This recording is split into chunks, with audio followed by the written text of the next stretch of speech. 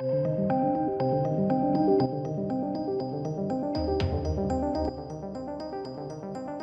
welcome to the channel, ladies and gentlemen. I hope you're all well. I hope you've had a fantastic weekend, both those in the United States as well as the UK, and of course, around the globe. Now, obviously, harassment is never good. It's never just. Like out-and-out harassment anyway. And threats like this are never good, right? However, this is a very skewed way of looking at the world. You've got to remember that when you shut down all criticism, you are stifling people's sort of outlet, their venting. And this is such a disingenuous approach, just to marketing and releasing things. It's horrendous. So, Naughty Dog has condemned harassment as the Last of Us 2 developers have faced some threats, right? And they've said that their safety is our top priority. Now, I can't help but think that inevitably, yes, they probably would have received these things, but they are posting this as a smokescreen for, and basically as coverage for criticism, negative criticism. And I'll say this for a few reasons, because not only did they clamp down on anyone discussing leaks, which is fraudulent. You're not allowed to do fraudulent claims, right? Copyright claims, that is against the law. It's interference of income. It is actually against the law. You could take someone to court. Not that it'd be financially viable, but you could. And they did that. They did copyright strikes. They did meme copyright strikes. All this nonsense of anyone discussing anything. They have even reached out to someone that gave a vaguely negative review of their game and basically asked why, looking to ascertain like a really strange email from Sony and Naughty Dog. And you think to yourself, well, something's going on here, isn't it? And then you look at the fact that it is an exclusive title. It is something which they are pegging as like the be-all and end-all. It's the reason people can buy the games console.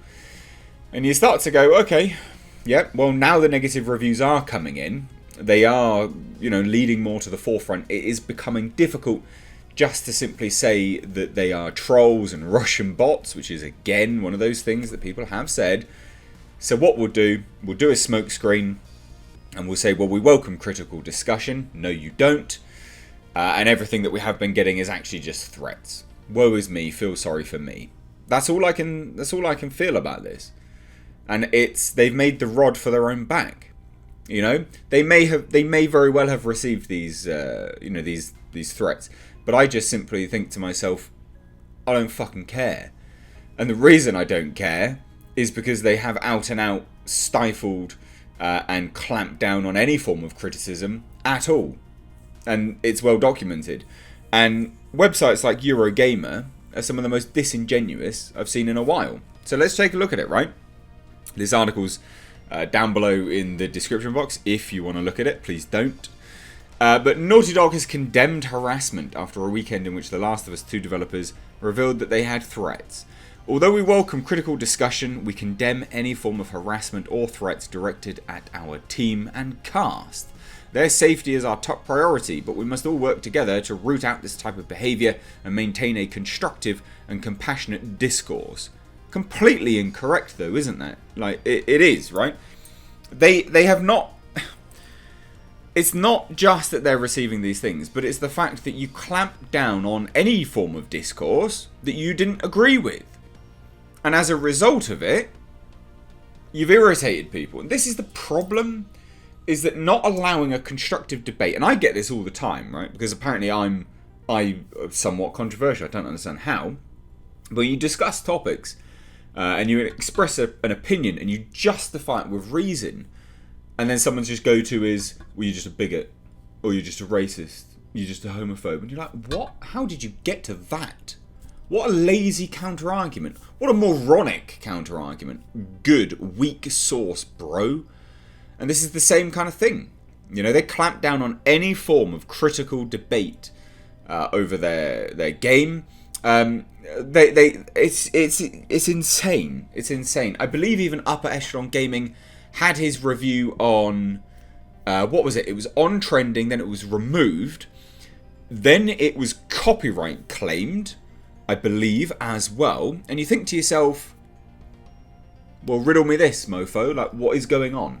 Never has a game received such weird censorship bias by Sony. Sony, like, renowned for running around censoring a bit of side boob. But in this one, you can have a full-blown act of intercourse with a masculine female. That's fine. Because reasons, like what? Never has a game had such bias thrown at it. And now you're saying, well, we welcome critical discussion. We don't, though. Anyway, their safety is our top priority, but we must all work together to blah, blah, blah, blah, blah. This statement comes after voice actress Laura Bailey, who plays Abby in The Last of Us 2, took to Twitter to reveal disturbing death threats received over the role. While The Last of Us 2 has been a critical and commercial success, the discourse surrounding the PlayStation 4 exclusive has become increasingly toxic. Of course! It's got to be toxicity, hasn't it? It can't be reasoned discussion. You know? A lot of people have said, well, you're just making videos bashing the game. I've never reviewed the game. I've discussed the topical news around it. The fact that there's, the leaks happened. The fact that they sounded bad, right? We're discussing the leaks. Then most of the videos which followed were all about the complete, nonsense that Naughty Dog have been doing. And then also how, the copyright claims on me, I was copyright struck. And you just think, this is just ridiculous. But no, of course, it has to be toxicity, doesn't it, Eurogamer? Because that's not disingenuous at all, is it, Eurogamer? You scum.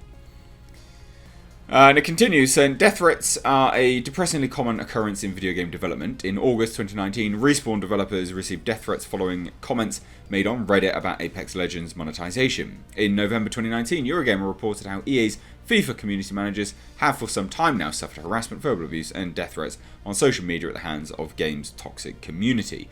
There are many other examples of developers receiving death threats over the years. You get them all the time. I get them all the time. It sucks. There's no justification for it, but it just happens. Unfortunately, it's part of life. Everyone feels like a big man behind a keyboard. You meet someone, they fall around like crumbly soft cheese, right? They've got a weak sauce argument. Got no backbone when you see anyone in person. It's just part of the course. Like, it sucks, but you just have to get on with it. Naughty Dog's development chief Neil Druckman, who also took to Twitter to reveal vile, hateful and violent messages, bemoaned the harassment Bailey has faced. As the people that propagate this kind of hate would say, how stunning and brave. But you know what you're doing, you're stoking the fire there yourself. And also, because the fact that you've not... Because you're so, no, not listening, and you have quite literally antagonised people, right? How does any of this come as a surprise? And it's not to condone it, but how does this come as a surprise? You're antagonising them there. I hope these gamers get the mental help they so clearly need. Unfortunately, this is how now the cost of making popular entertainment that challenges conventions. Laura doesn't deserve any of this. Well, she doesn't. I agree. But, I mean, what? Unfortunately, this is now the cost of making popular entertainment that challenges conventions. Well, can you explain the weird bias then? Can you explain the horrendous copyright abuse that you were doing? Huh? No, you can't? Right, well, of course. Thank you for a truly unforgettable performance, Laura. However pitiful these responses are, bear in mind they represent a tiny minority of our industry. Blah, blah, blah, blah, blah. Speaking in a YouTube interview with Kinda Funny, Druckman called the days The Last of Us 2 leaked online one of the worst days of his life. Yeah, he's a scumbag as well. He said he was literally sat there just waiting to take it all down. And that would include everyone else as well that was even just discussing it. He's a dick. And whoever... I don't know who this guy is. Apparently he's well known. The Kinda Funny Games or whatever it is.